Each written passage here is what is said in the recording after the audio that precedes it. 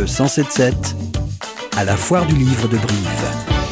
Le temps passe vite à Brive. La preuve, ça fait presque 24 heures maintenant que cette foire du livre a été inaugurée. On n'a pas vu le temps passer et j'imagine que notre nouvelle invitée non plus, puisqu'il s'agit de Florence Aubenas qui préside cette année la manifestation. Bonjour Madame la Présidente. Bonjour.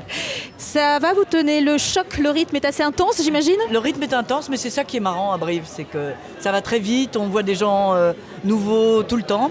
Et les rencontres sont particulièrement intéressantes avec le public ici. C'est ça qui est très particulier à cette foire de Brive. C'est ça qui en fait, j'ose pas dire l'ADN, mais il y a quelque chose comme ça. Vraiment, parce qu'il y a une telle queue devant tous les stands qu'on se dit, mais en fait, on n'a pas le temps d'échanger. Mais si, pour de vrai ? Si, on a le temps d'échanger, et parce qu'on se balade pour aller d'un stand à l'autre. Il y a beaucoup de rencontres, beaucoup de débats. Et du coup, il y a vraiment cette proximité avec les gens et un grand naturel de leur part. C'est-à-dire qu'on n'est pas gêné de poser la vraie question, on veut avoir la réponse, et comment vous faites, et qu'est-ce que... C'est très sympathique. Il paraît que la première fois que vous avez été invité quelque part pour parler de votre travail, c'était ici à Brive. C'est vrai. J'aime bien dire ça. J'aime bien dire que je suis une enfant de Brive. C'est mon premier salon. Et je croyais honnêtement que c'était partout pareil. Et que tous les salons étaient aussi, conviviaux et sans façon. C'est loin d'être le cas. Il paraît aussi que vos sujets de livres d'enquête, vous pouvez les trouver possiblement dans ce genre de rendez-vous en écoutant ce qu'on vous dit. Ça veut dire que potentiellement vous êtes à l'affût ? Oui, plus que ça, oui, bien sûr. Ah oui, j'adore ça, c'est un de mes grands plaisirs, c'est-à-dire que j'aime bien quand on cite des livres, quand on discute, de savoir ce que les gens font, comment ils s'inscrivent, etc. Dans une région. Beaucoup de gens viennent d'un peu partout en France, à Brive, et ils me racontent leurs histoires. Et c'est vrai que j'ai souvent trouvé des sujets d'articles ou de livres. D'un coup, il y en a une qui allume une étincelle dans votre cerveau. Exactement. Alors, vous avez prévu de nombreux rendez-vous durant les 3 jours de cette foire. Ce soir, par exemple, à 18h30, vous serez aux côtés de Laurent Garcia. Qu'est-ce qui va se passer dans cette rencontre ? Quel sera le thème ? Alors Laurent Garcia, je l'ai rencontré tout à fait dans un cadre professionnel. C'est-à-dire il était directeur cadre de santé dans un EHPAD pendant le Covid. Et il tenait littéralement à bout de bras, si vous vous souvenez la période, c'était le premier confinement.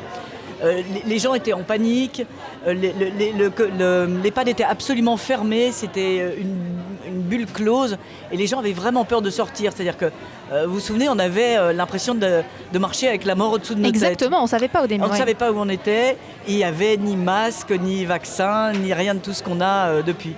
Et donc Laurent tenait cet EHPAD, Laurent Garcia, et il s'est investi et il arrivait à mobiliser tout le monde. C'était quelque chose de merveilleux. Et ensuite, il est devenu le lanceur d'alerte de ce livre qui a eu beaucoup de succès, qui s'appelle Les Fossoyeurs, et qui raconte les mauvais traitements et la maltraitance institutionnelle, pour être précis, dans des EHPAD privés.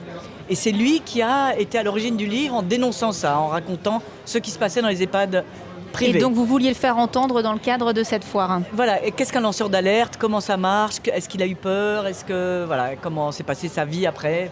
Autre rendez-vous demain à 14h30 à l'auditorium Francis Poulenc. Vous serez aux côtés de Maëlys de Carangal, que vous avez tenu également à inviter. Qu'est-ce qui vous touche dans sa littérature ? Je suis une grande lectrice de Maëlys de Carangal.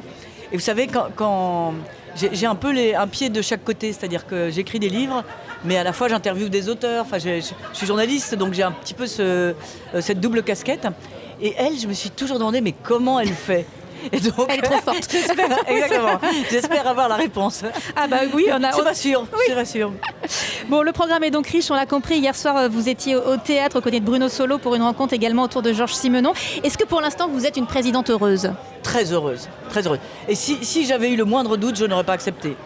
Je veux dire, Donc c'est du plaisir avant tout ? Ah ouais, c'est ça. C'est du plaisir, de la rencontre, venir ici à Brive. C'est vraiment mon seul moteur.